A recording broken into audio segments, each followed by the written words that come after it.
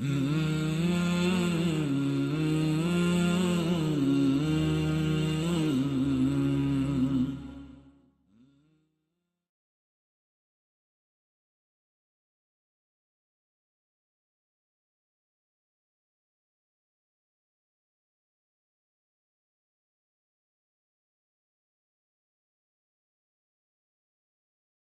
Sulaiman alayhi salam saw the jasad and his dua has been accepted of no other than him, of him having, of none else inheriting the kingdom, a similar kingdom, or like a kingdom like the one he had, then when Dajjal comes, then you're saying that he will be ruling from Jerusalem. Is there anything conflictual between the two? Yes.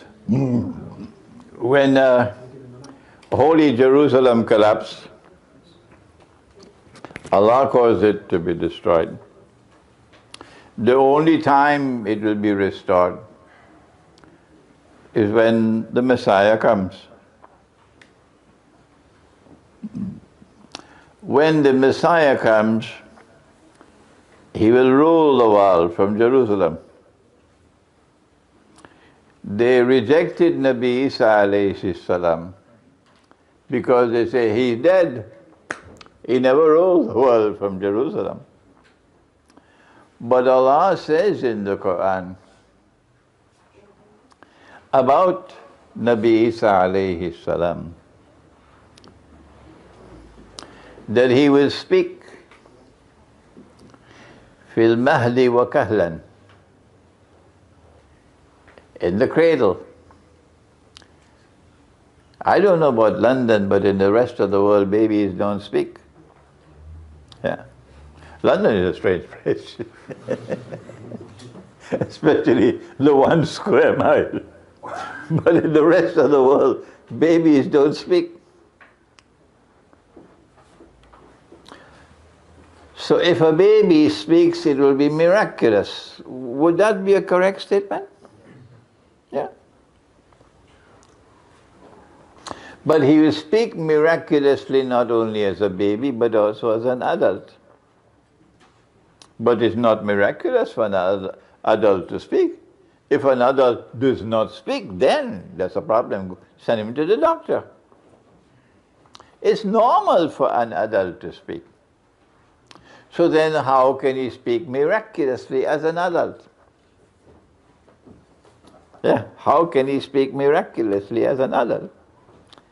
Our big problem with the Ahmadiyya movement or the Qadianis is not so much the claim of Mirza Ghulam Ahmad that he's a Nabi. That's the red herring. That's the skillfully constructed diversion. And they put the bait for us, all go along that way. No, our essential problem, biggest problem of all with Mirza Ghulam Ahmad and the Ahmadiyya movement, but the IMF is not interested in this subject. No. Is that they claim that Nabi Isa alayhi salam, Jesus, that he was not crucified, but that rather he lived until he was an old man.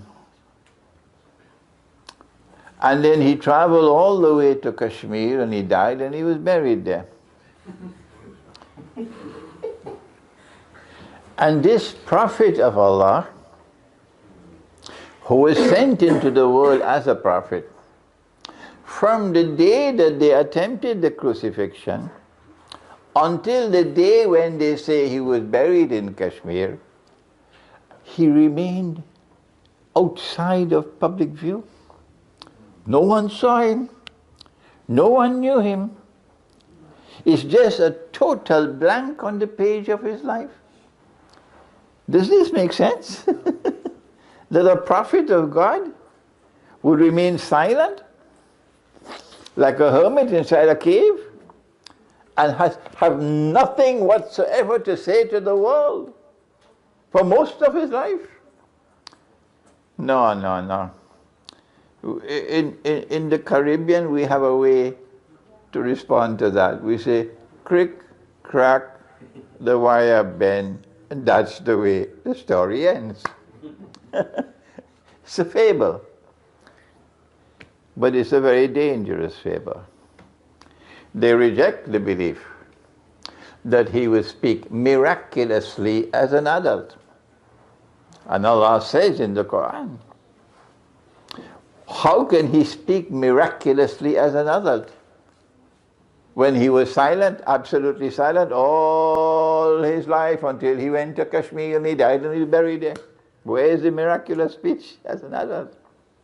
We say the miraculous speech, the miracle, is that, yes, he was not crucified. Allah made it appear like that, and Allah took him away.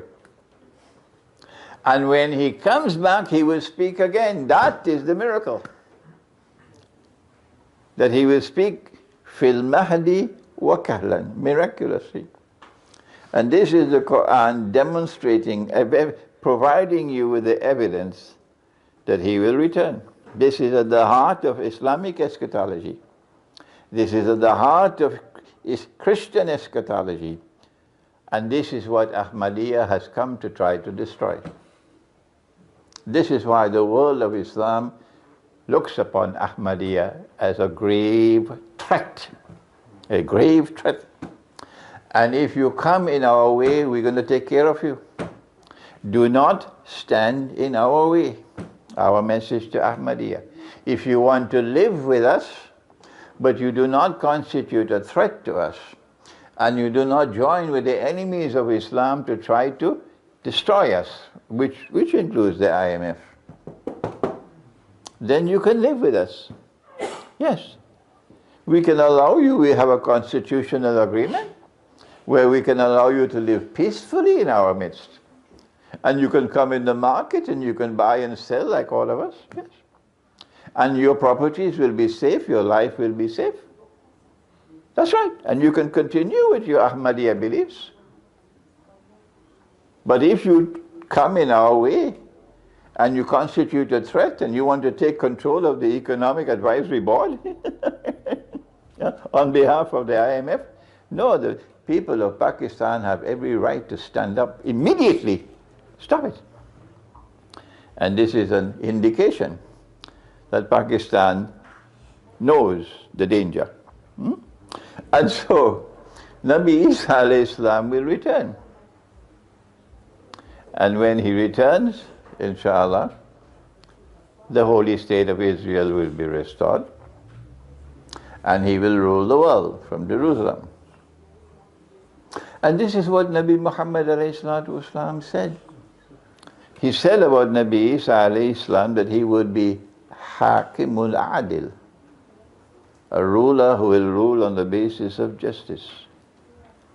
And when he rules, therefore, it will be a ruling state, and therefore a Khilafah state. We use the term Khilafah state, they use the term holy state. Okay? So there will be a Khilafah state in Jerusalem, restored, the one of Sulaiman alayhi salam. And Nabi Isa alayhi salam will be ruling from that Khilafah state. Will he rule over us? Will he be our Nabi? Will we be in his ummah? Is he our Nabi? Is he our Nabi? No, he's not. When you go in the grave, be careful, eh? Because the angel is going to come. And the preliminary question, before the questioning begins, the preliminary questions are, who is your Nabi? Be careful. Our Nabi is Muhammad alayhi salatu wasalam. But our brothers, they have their Nabi, is Nabi Isa alayhi salam. Yes. So it is his ummah. His ummah who will rule from Jerusalem. Not us. Our ummah will be ruling from Makkah. Nabi with Imam al-Mahdi. Okay? So the answer to you is, before that holy state of Israel is restored, that Jasad is going to create a state of Israel and get them to believe that this is holy Israel when it's an imposter. It is that imposter state that wants to replace the United States as the next ruling state in the world, but only Islamic eschatology is saying that. The rest of the world of Islamic scholarship is mysteriously silent. The next question from the same brother is, where can we buy your books here today? Is it outside? Yeah, the books are all outside. And after this program is over, then you can bring them to be autographed. Go ahead. Okay, next question. Dreams are important in Akhir Zaman. How do I get them interpreted?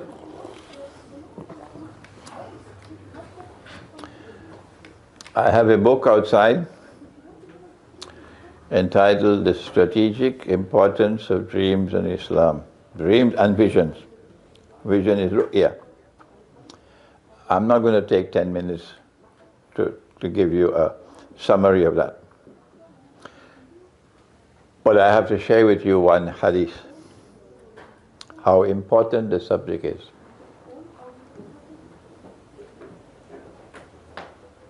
So that you could understand that this is proper methodology and that is not. This proper methodology requires spiritual insight. That proper methodology says no. Everything is already explained. The Salafi methodology. Nabi Muhammad ﷺ said that Nabuwa or prophethood is comprised of 46 different parts. And everything ends after me. Everything except one part. The one part of Nabuwa or prophethood which remains in the world after me is ru'ya sadiqa and ru'ya salihah. Good dreams and good visions, and true dreams and true visions. And so it is necessary for us to recognize this last remaining part of prophethood, which is an essential, indispensable necessity for understanding, proper understanding of the Qur'an. Without this, you cannot penetrate the mutashabihat. Yeah, so that book is outside. Now, I have not been blessed with the knowledge of interpretation of the dreams. No.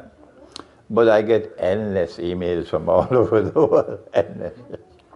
You have to search for someone who has been blessed by Allah with the knowledge of the interpretation of dreams, for your dreams to be interpreted. Yeah. What is a good place to study Arabic and Qur'an, and also what is a good place to make hijrah to? Imam will inform you about studying Arabic and Qur'an, the Imam here.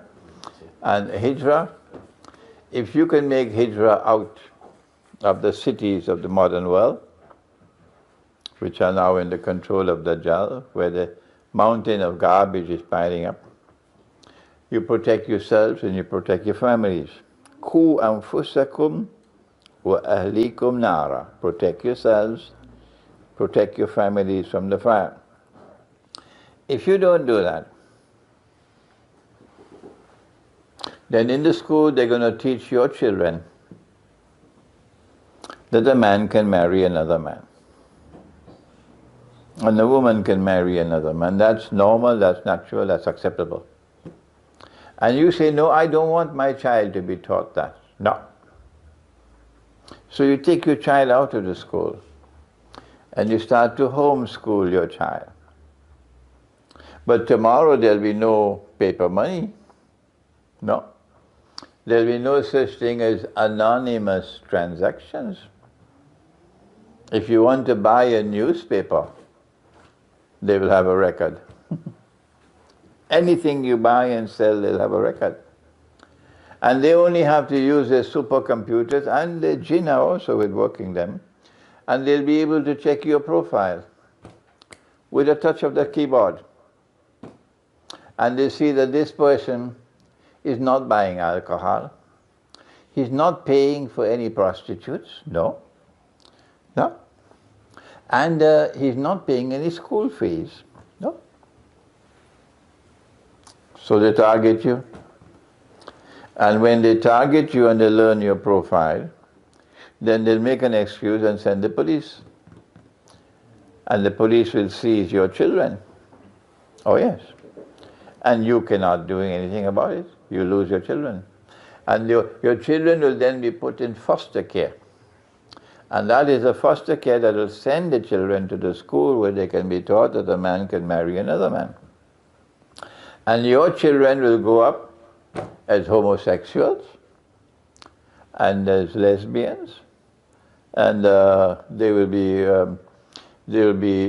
tomorrow they'll be addicted to pornography, and they'll be drinking alcohol, and they'll be taking drugs, and gambling, all these things.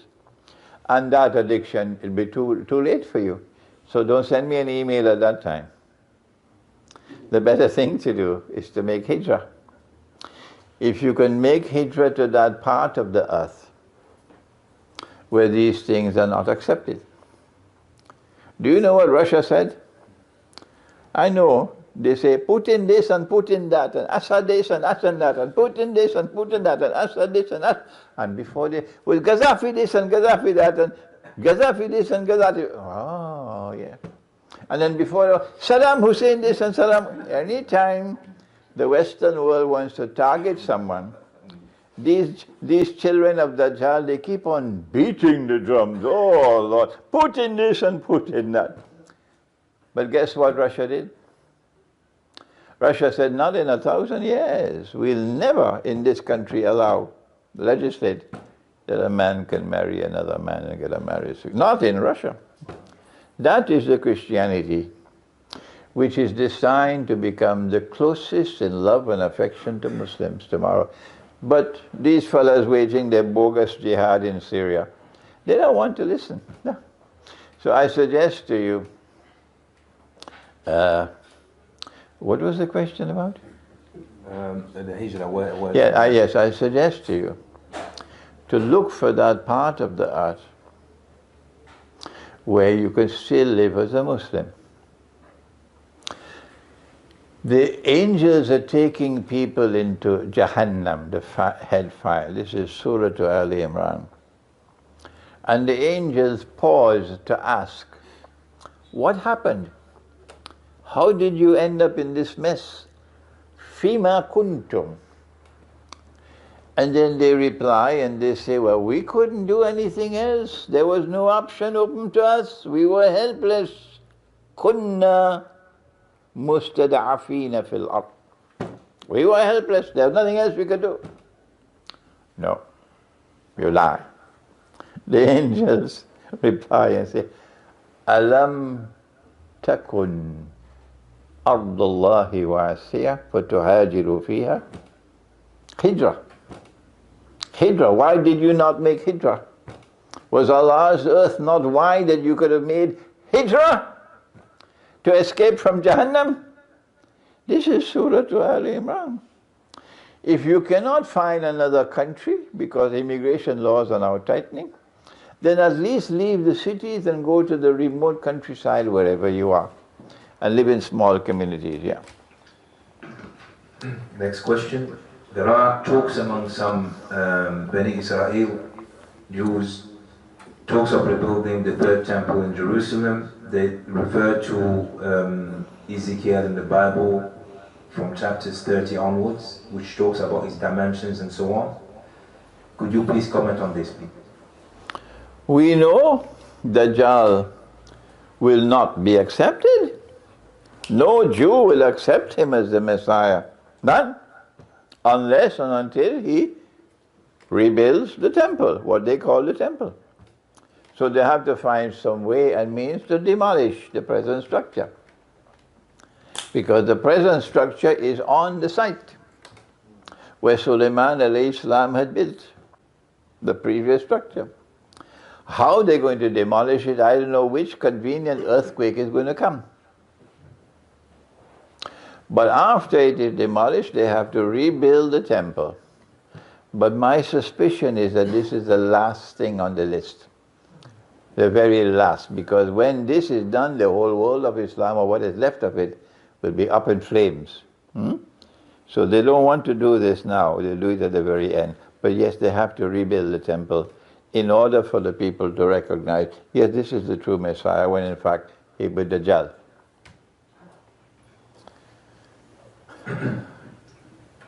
Surely some of this interpretation is speculative theory. When the Mongols invaded Baghdad in 1258, people thought that they were Ya'juj or Ma'juj. So how can you be certain that you have identified them? Also, the Russians are imperialists and have committed Zionists among them. I have never said that what I am saying is absolute truth. I have said, Allah knows best. Perhaps you were not listening. I never attempted to convince you. Perhaps you are not listening. In fact, I've always said, perhaps you're not listening. I've always said, whenever I've offered my view, my opinion, never, never, never accept my opinion until you are convinced that I'm correct. Have you never heard that? This is Imran. All the others know it. I have never, never, never attempted to convince anyone.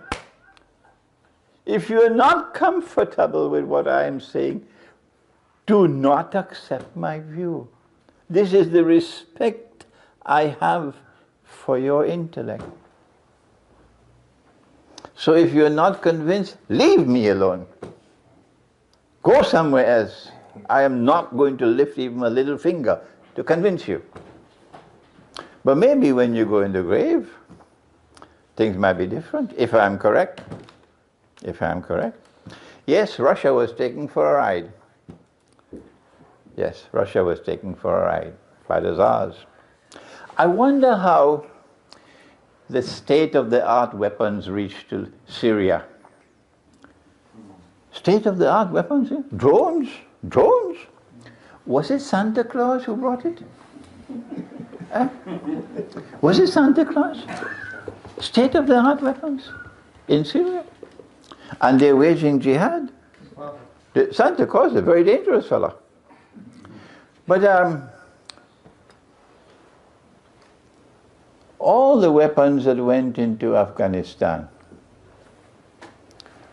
the truckloads, the convoys of state-of-the-art weapons that went into Afghanistan to kill my people. NATO sent it. Did NATO, was it British Airways that took it across? Do you mind my asking the question? Was it British Airways that took the convoy of all the trucks with all the state-of-the-art weapons over to Afghanistan to kill my people? Was it British Airways?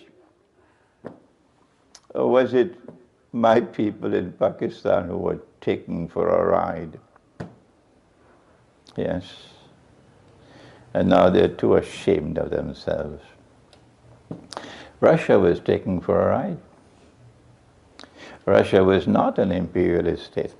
The Orthodox Christian is not imperialist. The Western world imposed the Tsars upon Russia. And when a Tsar performed his duty magnificently on behalf of the West, they became the great Shah. Sorry, Tsar. That's how you got the term Peter the Great. Great for who? Not for Russia. Great for the West. And that's how you got the term Catherine the Great. Who made her great? Not Russia. It was the Tsars who waged the merciless wars of imperialism against Muslims and mercilessly butchered Muslims and then put the blame on Russia. And that's what the Ottoman Empire did, and put the blame on Islam. And that's what the Mughals did, and put the blame on Islam. And left an enduring legacy of hatred in the heart of the Hindu for Muslims. But it was not Islam that ruled over India for so many hundred years and embedded the seeds of hatred for Islam in the hearts of... If I was a Hindu, I'll hate Islam. If I were a Hindu, I'd hate Islam. I didn't invite you to come and rule over me. Is that your religion? No. The Mughals came to conquer. That's what they came for. But those who write history books, they find it uncomfortable to do it. And the Ottomans came to conquer, to subdue the Orthodox Christians, to rule over them, so that there'll be an eternal hatred for Islam and the Orthodox Christians. But the minute we say to the Orthodox Christian, no, this is not Islam. This is not Islam, what the Ottomans did. And when we conquer Constantinople, we'll return this temple to you, this church, Hagia Sophia. That what they did was shameful, was disgraceful, was manifestly sinful, to take a church or a cathedral and convert it to a masjid, using some kind of a rigmarole acrobatics in their legal theory. Shame on you! This is Imran talking. Shame on you! If no one ever said it to you for 600 years, we're saying it now. This is not the Qur'an. This ummah came to protect that cathedral and that church, not to transform it into a masjid. So when I went to Belgrade, and when I went to Moscow, I didn't went as an apologetic. No, I went as a faithful representative of Islam. But I said to them, what the Ottomans did was wrong. And when Constantinople is conquered, as the Prophet has prophesied, we will return the cathedral to you. In Belgrade, they were crying. My wife is upstairs, she'll tell you. In Belgrade, they were crying. The entire auditorium of the University of Belgrade packed to capacity with Christians. And they were crying when I was speaking. That's what happened in Russia as well. The Tsars waged these wars, brutal wars of imperialism, in order to sabotage the end-time friendship and alliance between the true followers of Muhammad alayhi salatu wasalam and the true followers of Jesus. This is written, this will come to pass. You just have to wait and you'll see. In fairness, whenever I've listened to Maulana's lectures, and I've listened to many, he never pushes up for you to believe in whatever he says, and he appeals to our intellect. Go verify, do your own research. You're convinced, tabarakallah, you're not convinced, same thing. So just wanted to emphasize this point, that I may myself disagree with certain points, but I always respect what is being said, and I have my own intellect, and I can verify, accept, or refuse, or reject. Who are Ya'juj and Ma'juj? Where are they? And Dajjal, where is he? Okay, we're just going to break that down. And when can he claims that he's false Messiah? How many hours do I have to answer? We have 10 minutes. No, my question is, how many hours are you going to give me to answer the question? We don't have such a luxury. You're not fair to me who asks that question. You're not fair to me. I have a book at the back entitled An Islamic View of Gog and Magog in the Modern World. Okay.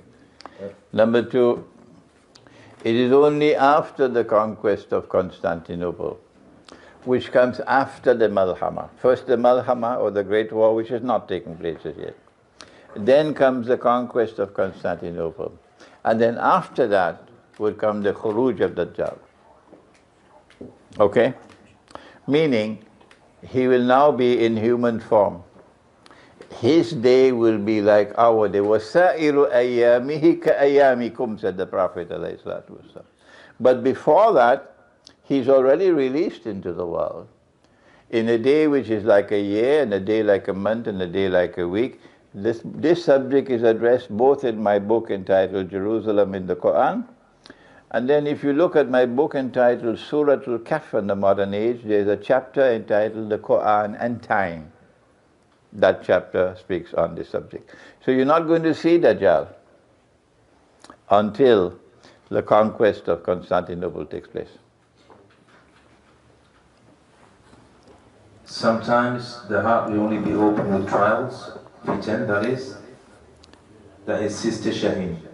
Could you please comment on that? Sometimes the heart will only be open with trials, with fitan. Yes, I agree with that. Yes, sometimes Allah tests us, sometimes Allah causes us to have pain, sometimes He punishes us because He loves us. Because the only way we will turn away from the wrong path and recover the right path is if we suffer. If we suffer. And after we have suffered and suffered and suffered enough, then one day we realize this is the wrong road. So that suffering was sent, that punishment was sent in order for us to recover the heart which will be turned to Allah. Yeah, I agree with that, yes. I have just come back from Jerusalem 4 days ago. I wanted to ask, how have the Jews mixed blood with the Jews who were there, with the Arabs? And I had a Jew say to me, they want to collapse the masjid.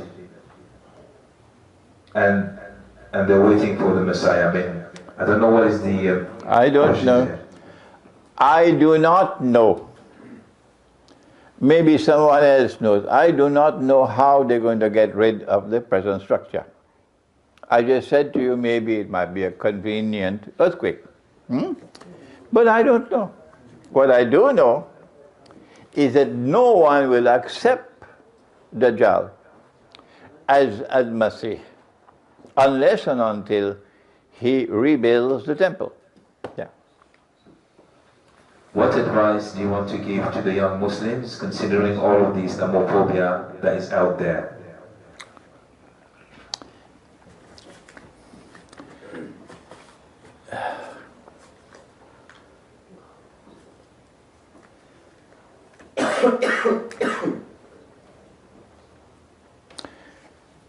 The Prophet ﷺ was able to transform all the men and women around him. He took boys and made them into men. He created people with backbone. Not backbones made of recycled paper, but backbones made of steel. If it is right, stand up for it. Amar bil ma'ruf, regardless of the price you have to pay. If it is wrong, if it is false, if it is unjust, if it is oppressive, stand up against it, regardless of the price you have to pay. Look at the world of scholarship today. Look at all the universities. Look at all the professors, tenured professors. Look at the most famous names in academia. And you see 99 out of 100 say nothing about Israel. Say nothing about the oppression in the Holy Land. Say nothing at all about bogus and fraudulent paper and plastic and electronic money. Nothing. This is a convenient way of living, but not integrity. If you are born in Britain, and if you are living in Britain, then you must be looking to Surah Al-Kahf for your model. They were young men, and you were young men. You know, when it's old, when you become old, it's not the same anymore. The Urdu poetry has a very, very nice line. Burhapa mein kuch baat ban parti nahi. When you're old, it's no longer the same thing. When you're young, that's when you fight for Allah. So they stood up as young men, and that's what you must do. They stood up as young men, and they proclaimed the truth. And because they did that, they had to flee. And they fled to the cave. And you will also have to flee, you'll have to pack, you'll have to leave, you'll lose your job, everything. But when they fled to the cave, what did Allah do? فَأُوا إِلَى الْكَهْفِ يَنْشُرْ لَكُمْ رَبُّكُمْ مِرَحْمَتِهِ. Allah will shower you with His mercy. Yes. And so they were put to sleep for 300 years. That's your model, Suratul Kahf.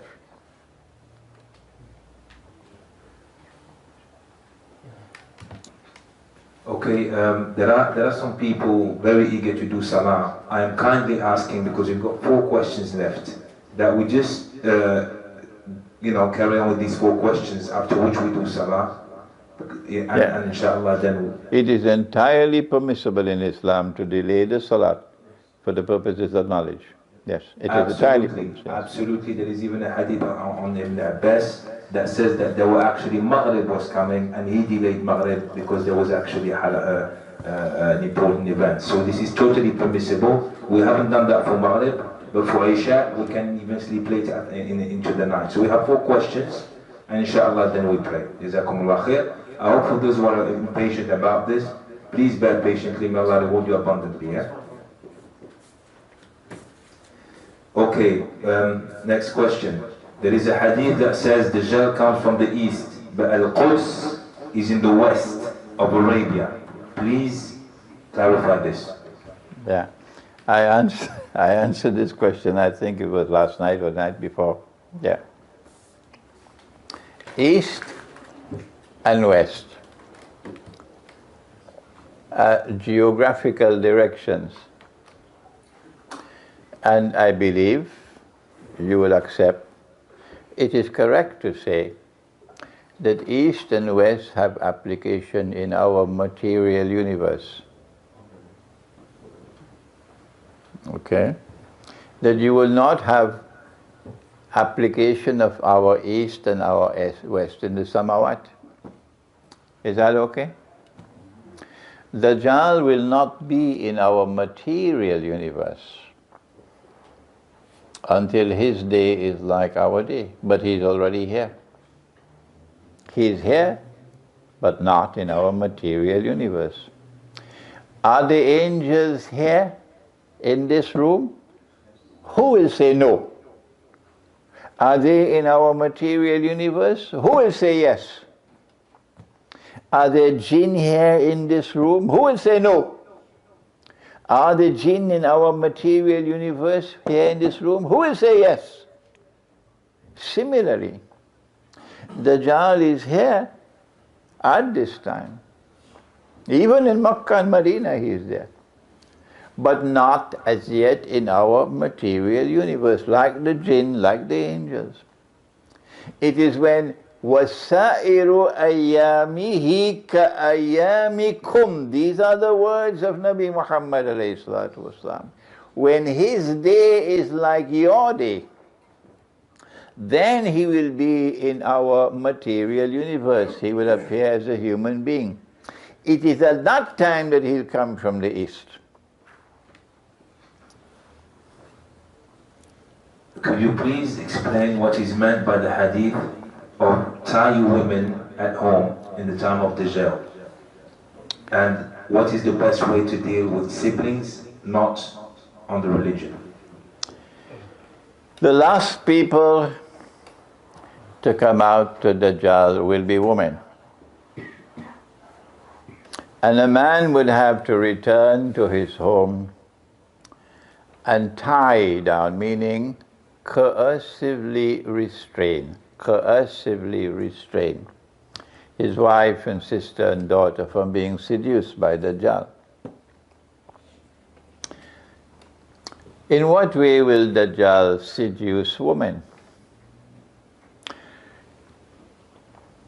Women, said the Prophet ﷺ, will be dressed and yet naked.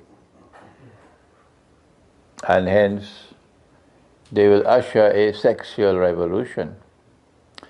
That sexual revolution is the destruction of society. because it will destroy the family. And the world is going to enter into a jungle. Yes. So when you see your daughter joining the Jamaat of women who are dressed and yet naked, what are you going to do?